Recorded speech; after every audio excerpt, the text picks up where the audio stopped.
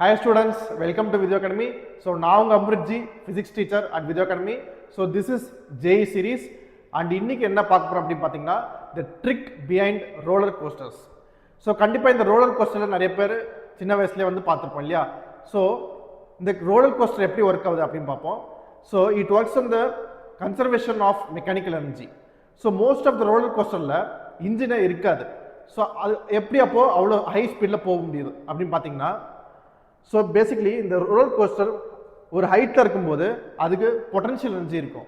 இந்த potential energy வந்து கீழே விழும்போது கைனடிக் எனர்ஜியாக கன்வெர்ட் ஆகும். ஸோ அப்படி தான் வந்து இந்த ரோலர் கோஸ்டர் ஒர்க் ஆகும்.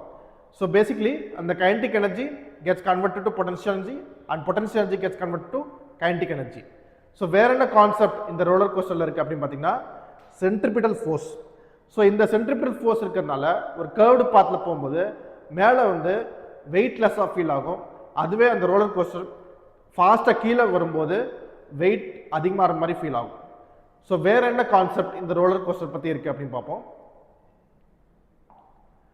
ஸோ இந்த ரோலர் கோஸ்டர் ஃபஸ்ட்டு இந்த கோஸ்டர் வந்து எப்போ இன்வென்ட் பண்ணாங்கன்னா கோல் வந்து டிரான்ஸ்ஃபர் பண்ணுன்றதுக்காக தான் ஃபஸ்ட்டு வந்து இன்வென்ட் பண்ணியிருந்தாங்க. Okay, it is in USA. Then இப்போ இந்த ரோலர் கோஸ்டர்லாம் பார்த்தீங்கன்னா எதுலையுமே ஒரு பர்ஃபெக்ட் சர்க்குலர் பாத் இருக்காது. That is because of some design reasons.